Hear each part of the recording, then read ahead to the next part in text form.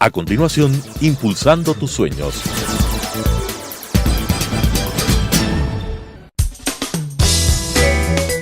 Clasificación A. Apto para todo público.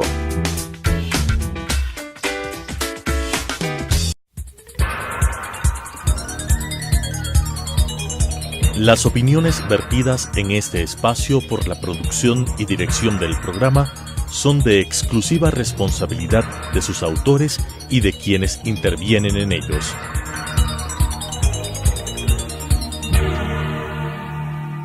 Telesucesos Canal 29 UHF presenta Impulsando tus sueños. Soñamos, creamos, trabajamos. Con la conducción del Dr. Edwin Ibuques. Impulsando tus sueños. Amigos televidentes, muy buenas tardes. Es un gusto, un privilegio estar con ustedes compartiendo en sus hogares este nuevo programa de Impulsando tus sueños. En esta tarde vamos a hablar de un tema muy importante para el desarrollo económico de las familias y de la sociedad entera, la inclusión financiera. Para esto tenemos una invitada muy importante a quien la presentaremos luego de este corte comercial.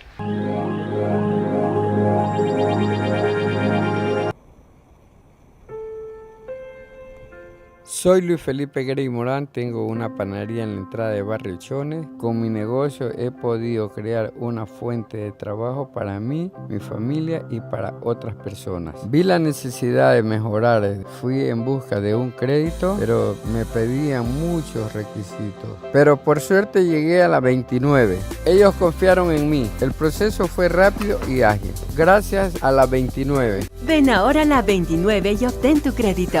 La 29, alas que transforman vidas.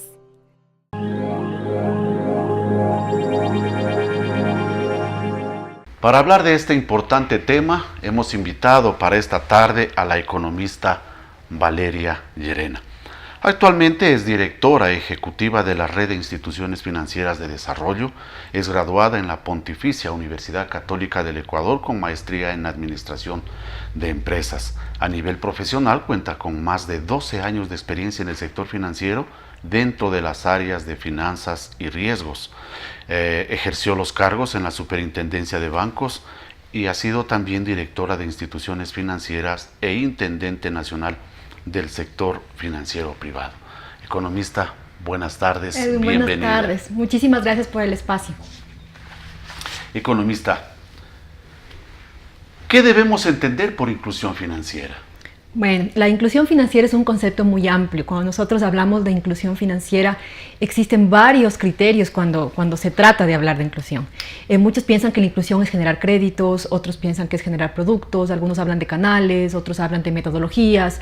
Sin embargo, la inclusión en sí, nosotros a nivel de la red financiera, que somos una institución que nos hemos orientado, nos hemos volcado hacia impulsar lo que es la inclusión, la consideramos como un mecanismo de desarrollo a nivel del país. ¿Qué busca la inclusión? El generar acceso y uso de productos y servicios financieros en la población, sobre todo en la población menos atendida, en la que ha estado excluida tradicionalmente de los sistemas formales. Pero ¿cómo generar esto? A través de una adecuada educación financiera, protección al usuario y con una regulación que sea apropiada, un marco regulatorio que sea un paraguas que cubra y que dé una seguridad para poder actuar en el país. Entonces, la verdadera inclusión genera esto, el acceso y el uso de los productos y servicios financieros a estas personas con el fin de generar un crecimiento, un desarrollo, no solo en el ámbito financiero como tal, sino también ya genera un desarrollo social, un desarrollo económico que ayuda directamente y va relacionado con el crecimiento del país. Usted ha manifestado que se necesita para esto una verdadera educación financiera. Desde el sector cooperativo siempre hablamos de educación financiera, pero ¿cuál debería ser la manera como educamos a nuestra gente para que pueda tener una visión clara de cómo incluirse financieramente en el sistema? Sí, uno de los pilares fundamentales de la inclusión financiera es la educación. La educación es uno de las luces que nos puede ayudar a integrar a las personas en el sistema. Si nosotros vemos cifras, si nosotros vemos estadísticas, vemos que una de las principales razones por las que las personas no se acercan o no son parte de un sistema financiero son por un desconocimiento, por una serie de mitos de las entidades, por entidades que se les ve casi inalcanzables, que se les ve muy lejos y decimos tienen muchos costos muy altos, no tienen productos que nos puedan atender a nosotros, estoy segura que si voy a pedir un crédito no me va a dar. Son temas que también no se conocen como tal. También hay un desconocimiento muy fuerte en el ámbito financiero en cuanto a qué significa el dinero en el tiempo. ¿Qué significa el interés? Y por eso es que hay mucho crédito informal en el país, mucho chulquero que cobran valores que si nosotros lo hacemos porcentuales son intereses altísimos, pero la gente desconoce ese valor. Entonces, ¿qué hacer en educación financiera? Como país tenemos retos importantísimos para hacer en educación financiera.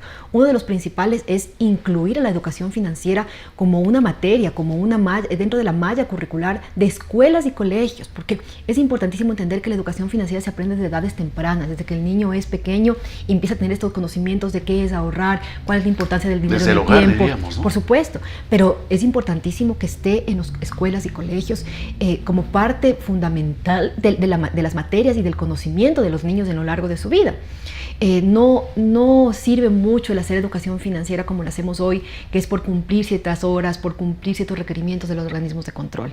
Entonces es importantísimo hacerlo de forma ordenada, trabajar con el Ministerio de Educación en determinar qué materias, qué contenido de esta malla curricular debe tener la parte de educación financiera y deben conocer los niños. Pero paralelamente, y ya lo estamos trabajando varios actores, la red ha impulsado una mesa de educación financiera con varios actores de la economía, con el fin un poco de recoger todo lo que se ha venido trabajando y de articular las acciones. Y el objetivo también es crear programas masivos de capacitación, porque cuando hablamos de insertar a la educación financiera en la malla curricular, hablamos de que tendremos resultados de aquí a 13 años cuando se haya insertado y cuando ya salgan los primeros niños que ya tengan conocimiento de educación financiera. Pero ¿qué hacemos en el corto plazo? ¿Qué hacemos en el mediano plazo?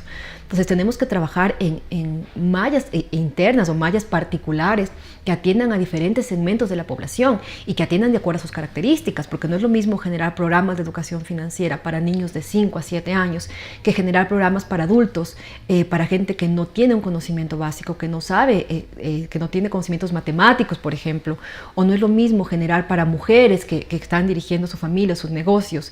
Entonces tenemos que generar programas específicos que atiendan diferentes sectores. No es lo mismo irnos hacia la parte urbana que hacia la parte rural.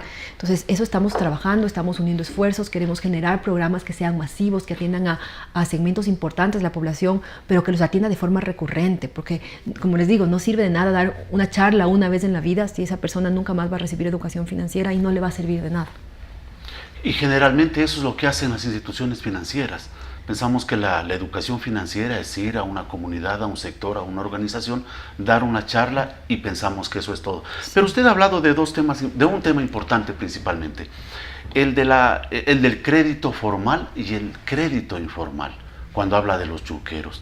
¿Usted cree que el organismo de control tiene que ver mucho en esto, en la generación o en la creación o en el nacimiento o aumento de este crédito informal por la serie de regulaciones, por los requisitos que las instituciones financieras requieren para el otorgamiento de créditos? A ver, yo pienso, primero hablar un poco de cifras, creo que es importantísimo. O sea, a nivel de país, la inclusión financiera es preocupante. O sea, si nosotros nos vemos y nos comparamos con otros países de América Latina, estamos muy rezagados en cuanto a inclusión financiera. Tenemos que un 50% de la población adulta del Ecuador todavía no accede a sistemas financieros formales. Eso ya es una cifra crítica, pero es más crítica cuando vemos quién utiliza los servicios financieros. Entonces, cuando hablamos de crédito, tenemos que, si bien es cierto que un 32% de la población manifiesta haber solicitado alguna vez en el último año algún tipo de producto o servicio en cuanto a crédito, solo el 12% de la población lo ha hecho en una institución financiera formal. Entonces decimos, ¿dónde te está financiando las demás personas? Está recurriendo al amigo, al pariente y al chulquero, que decimos que es una figura muy peligrosa a nivel de país, porque realmente ellos sí atentan contra el desarrollo y el crecimiento de las personas, al cobrar cifras totalmente altas y que no van acorde con los requerimientos y las necesidades de los emprendedores, de los microempresarios y de la gente que está saliendo adelante. ¿Qué pasa? La figura del chulquero existe, ¿por qué? Porque todavía existen segmentos donde no se da crédito. Las personas que no pueden acceder a créditos formales tienen que recurrir a otro lado.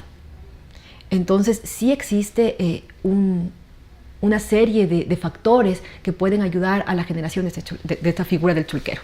Primero, como digo, es la ausencia de crédito en ciertos segmentos o sectores, la falta de conocimiento de las personas, de no acercarse a una institución financiera formal y de desconocer que existe, que pueden acceder a este tipo de instituciones y acercarse tal vez a lo que consideran que es más fácil o más cercano o más sencillo, por evitar papeleos, por evitar un montón de cosas que tal vez desconocemos. Entonces ahí nuevamente juega un papel fundamental la educación financiera, pero también juega, como decíamos, el ámbito regulatorio. Creo que es importantísimo desde los organismos de control situarnos y ver la necesidad que tienen las entidades financieras de colocación de crédito en los segmentos más bajos de la población. O sea, ¿qué implica eso? Implica que las entidades desarrollen metodologías adecuadas, que tengan oficiales de crédito capacitados, porque no es lo mismo un oficial de crédito que da a una microempresa que un oficial que tiene que ir a la parte rural, a la parte más alejada, a los segmentos más pobres, a capacitar a esas personas, a entender el negocio, a asesorar el negocio y al conocer la realidad. Entonces, la metodología de microcrédito es una metodología costosa, es una metodología que implica muchos gastos asociados a traslados, a capacitación, al conocimiento de la persona, al conocimiento del negocio y el entender el negocio como tal. Entonces, es importantísimo que también desde los organismos de control evaluemos esas metodologías, veamos que las entidades cuenten con metodologías, pero al mismo tiempo se costeen bien esas metodologías, porque muchas veces para las entidades, si el valor o lo que yo puedo cobrar por ese crédito no me cubre lo que yo gasto, tal vez me alejo de un determinado segmento. Entonces hay que tener mucho tino y tener mucho cuidado también en la parte de normativa, de normas y de política pública, porque podría afectarse algún rato al tema de colocación de crédito. Economista, ¿la inclusión financiera va de la mano con el emprendimiento? Van de la mano. Porque estadísticamente no tiene relación. Son conceptos que van de la mano y que deben relacionarse. Los emprendimientos necesitan financiamiento. Un emprendimiento no sale sin financiamiento. Muchos emprendimientos son de gente que no ha accedido a sistemas financieros formales antes. Entonces es necesarísimo atar esas dos cosas. Es cerrar el círculo. Si yo tengo un emprendimiento, si tengo un pequeño negocio que quiero salir adelante, necesito un apoyo de un crédito, porque el crédito es un motor que dinamiza la economía.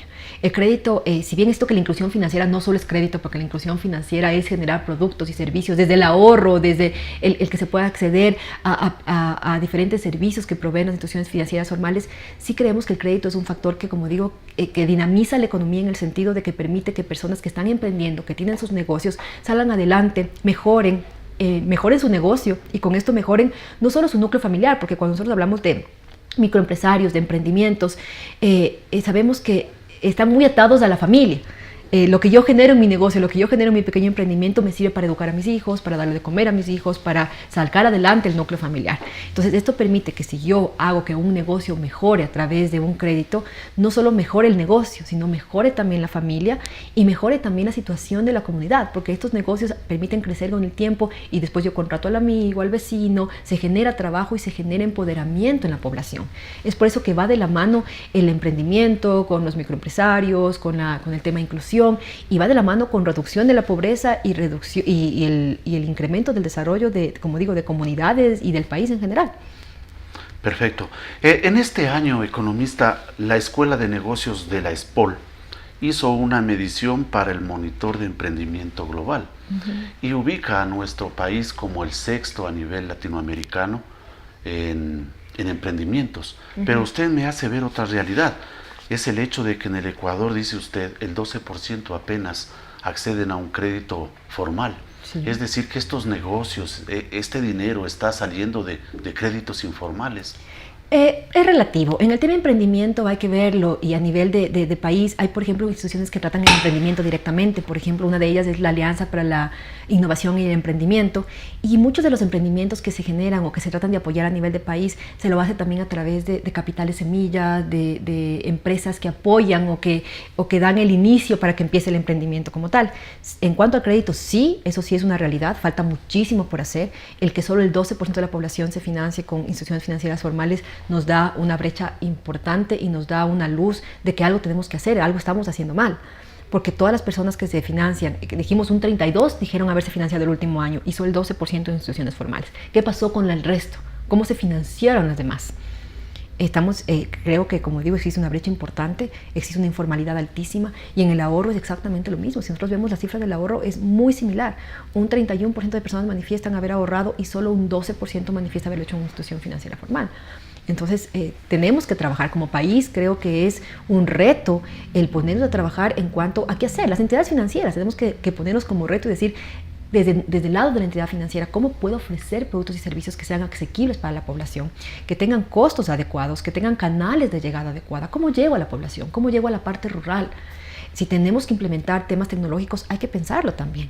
Tenemos que hacerlo a través de canales que puedan ser más fácil el trasladarse a una persona o el no trasladarse y hacerlo a través de un tema tecnológico, pero con un acompañamiento permanente de la entidad. Hay que pensar también en eso. De acuerdo. Para seguir hablando de este importante tema, vamos a volver luego del corte comercial.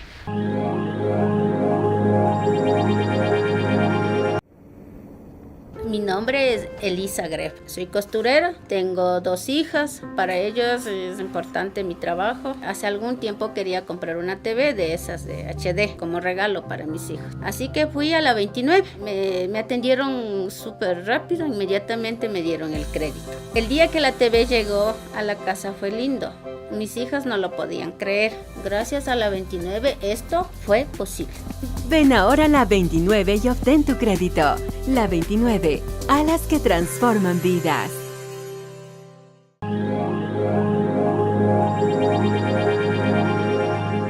Economista, ¿tenemos una estadística que determine o nos haga entender qué ciudades del país tienen mejor comportamiento en inclusión financiera? Bueno, cuando hablamos de estadísticas creo que es importantísimo tomar ese tema, ¿no? Nosotros no tenemos a nivel de país, indicadores que nos permitan medir la inclusión financiera, que nos diga el país está en inclusión financiera en tales cifras, representa esto o ha mejorado o ha empeorado como cifras de país. Cuando hablamos de inclusión financiera y cuando hablamos de cifras y cuando hablamos de ese 50% de la población que está excluida, son datos que nos da el Banco Mundial a través de su encuesta Findex, que la viene haciendo año a año. Esa es una encuesta que la hace en todos los países de Latinoamérica y lo hace a través de 1000 encuestas en el país, que personalmente, y es un criterio mío, no creo que sea un dato significativo a nivel de país.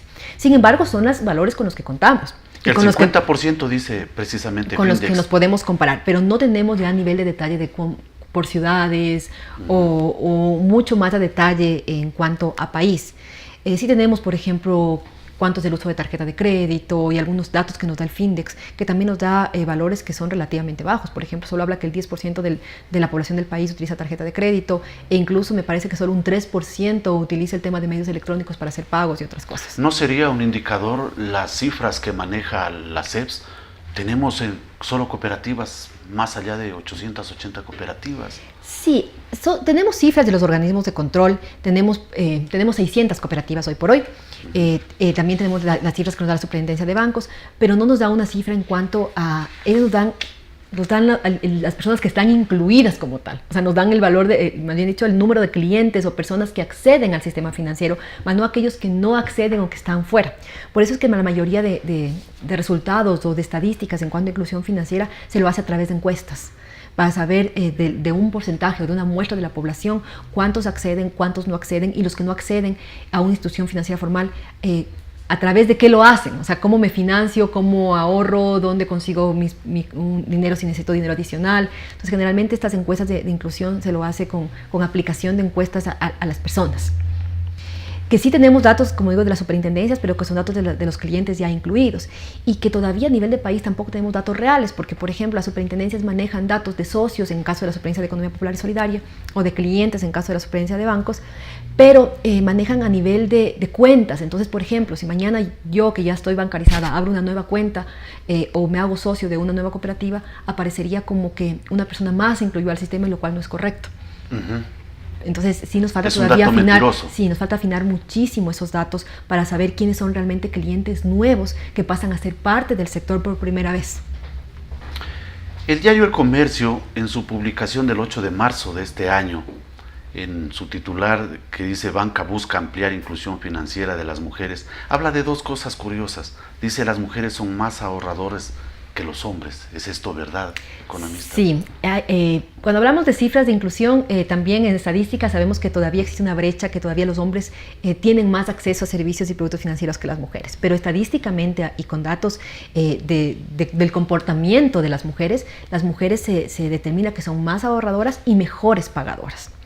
Y se habla mucho que generalmente cuando nosotros financiamos o se apoya emprendimientos o microempresas de mujeres, está comprobado que la mujer se empodera de estos negocios y también empodera su núcleo familiar. Entonces la mujer lo que logra es que, como es un mejor ahorrador y mejor pagadora, los recursos del negocio vayan hacia su familia, que mejore la educación, que mejore la salud de sus hijos, y eso permite también un crecimiento, porque si a futuro las futuras generaciones tienen más educación, tienen mayor oportunidades también para generar trabajo y para generar empleo también.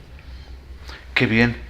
Dice también la nota que los hombres son quienes más acceden a los productos como créditos, cuentas corrientes, tarjetas de crédito y de débito. Sí, la mujer acostumbra más manejar el efectivo, guarda su dinero en la propia casa. No, esto más bien es por un tema de acceso. O sea, nuevamente tenemos que replantearnos de cómo llegamos a estos diferentes nichos, digamos así, ¿no? Si bien decimos que la mujer es mejor pagadora, que es mejor ahorradora, todavía las entidades se dirigen más hacia los hombres. Todavía es una brecha, no es tan grande la brecha, pero todavía es un 54% todavía de acceso hay un poco de discriminación hacia los hombres, sí. Todavía, y esto es por un tema más bien de los negocios, de cómo están, de quiénes son más microempresarios y todo eso. Pero creo que la mujer, como digo, tiene un papel importantísimo. Y bueno, y por ejemplo, hay productos destinados solo para mujeres. La mayoría de productos de banca comunal está dirigido a mujeres emprendedoras, a mujeres que son núcleos familiares, y que ahí se demuestra el nivel de pago. La morosidad de las bancas comunales es mínima, porque aparte tenemos esta famosa garantía solidaria entre los grupos de mujeres que hacen que si una persona no puede pagar, el grupo le ayude con el pago de crédito. Entonces, esa es la economía solidaria. Esa es una economía solidaria, y es una economía que permite, por ejemplo, lo que les decía, el tema de la banca comunal, de créditos grupales, es un ejemplo claro de cómo la inclusión financiera, cómo los productos y servicios financieros, dar acceso a esas personas que no podían hacerlo antes, genera crecimiento. O sea, es impresionante si nosotros nos metemos en una banca comunal, cómo podemos ver que las personas que son parte de la misma generan un crecimiento sostenido en el tiempo. Vemos cómo crecen sus negocios, cómo crecen sus familias, cómo mejora su situación, y eso, si nosotros extendemos a nivel de país, decimos, replicamos esto en todos los sectores, generaríamos un crecimiento sostenido del país como tal. ¿Cómo considera usted que las cooperativas deben aportar efectivamente a la inclusión financiera? Porque lo que usted me dice es una realidad, ¿no? Tenemos estadísticas de que cada día aumenta el número de socios o de clientes en la banca. Sí. Bueno, yo creo que tanto bancos como cooperativas, como entidades financieras, su deber de aportar a la inclusión financiera es eso, ¿no? Entender por qué hay un 50% de población que todavía está fuera de un sistema financiero formal. ¿Qué necesitan esas personas? ¿Cómo acercarme a esas personas? Sea, como decíamos, a través de productos, de crear productos financieros que sean adecuados, que sean asequibles, de generar canales, porque tal vez muchas personas no se acercan porque no existen los canales adecuados. Tal vez la persona que vive en la parte rural le sale muy complicado el tener que viajar 1, 2 o 3 horas para acercarse a una institución financiera a solicitar un producto o un servicio. Entonces hay que buscar formas de cómo llegar, hay que buscar productos adecuados, y hay que buscar también lo que hablábamos, el trabajar en educación financiera, porque una de las razones también por la que existe, o no existe más bien, una inclusión financiera es la falta de educación. Lo que decíamos, los famosos mitos o desconocimientos de lo que son las entidades financieras, que también hay que apuntar hacia eso. Entonces creo que el trabajo como entidades financieras es fuerte, es duro, y tenemos que sentarnos a pensar y a decir cómo vamos a hacer que estas personas se incluyan. Y nuevamente, eso tiene que estar acompañado de una regulación adecuada, porque también si las entidades financieras no tienen un marco regulatorio, un paraguas que cubra su accionar y que les permita actuar de forma adecuada, tampoco lo van a poder hacer. Por eso es que la inclusión financiera tiene que ser una estrategia nacional, tiene que ser una política nacional donde todos los actores se articulen, tanto la parte privada, la parte pública, los multilaterales, todos para generar y propiciar un ambiente adecuado de inclusión financiera, desde las entidades con productos y servicios, desde la autoridad pública con regulación adecuada, también de los organismos multilaterales que nos apoyen en la generación de herramientas, que hablamos de herramienta que nos permita medirnos a nivel de país cómo estamos en inclusión financiera. Sería espectacular que a nivel de país contemos con un índice de inclusión financiera, que sea una batería de indicadores que nos permita medirnos en el tiempo y ver cómo vamos avanzando. Entonces hay que trabajar muchísimo. Creo que existe actividades y existe muchas acciones que ya se están emprendiendo, pero mientras no nos articulemos no estamos generando resultados. Si nosotros nos comparamos cómo estábamos 7 años atrás en la encuesta de 2011 del Findex, estábamos igual, exactamente igual. Un 11% de la población accedía a créditos y me parece que un 14% de la población accedía a ahorros. Hoy estamos exactamente igual, no hemos mejorado ni un punto. El cambio debe darse desde adentro en las instituciones financieras. Porque usted ha hablado de la educación financiera, pero efectiva, y a veces consideramos que dar la charla es más que suficiente. Bueno, es un tema a veces también, por eso tiene que ir acompañado de una regulación adecuada, porque si tenemos una regulación que me pone ciertos parámetros o que me exige ciertas cosas, muchas veces hacemos por cumplir la regulación.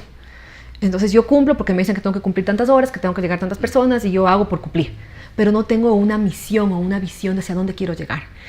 Como decía yo al principio, la red está organizando mesas de educación financiera, estamos juntándonos actores que están trabajando en temas de educación financiera, incluso nos hemos juntado a nivel de red a una red internacional que se llama Flatón, que es una red a nivel mundial que genera mallas curriculares de educación financiera y social para diferentes países en el mundo, con el fin de ya tener material, tener trabajo que hacer, replicar lo que se viene haciendo en otros países y lograr que en el país también se genere un contenido de educación financiera que sea adecuado, que sea exitoso, que genere resultados, porque si no generamos resultados no nos sirve de nada seguir dando charlas aisladas a mucha gente.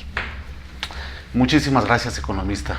Muchísimas gracias. Aceptar esta invitación, y muchas gracias a ustedes, amigos televidentes, por permitirnos estar en su hogar. La próxima semana volveremos a vernos con otro tema importante del cooperativismo. Buenas tardes. Las opiniones vertidas en este espacio por la producción y dirección del programa son de exclusiva responsabilidad de sus autores y de quienes intervienen en ellos.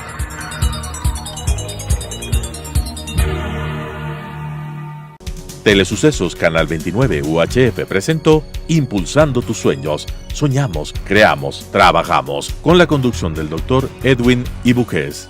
Impulsando tus sueños.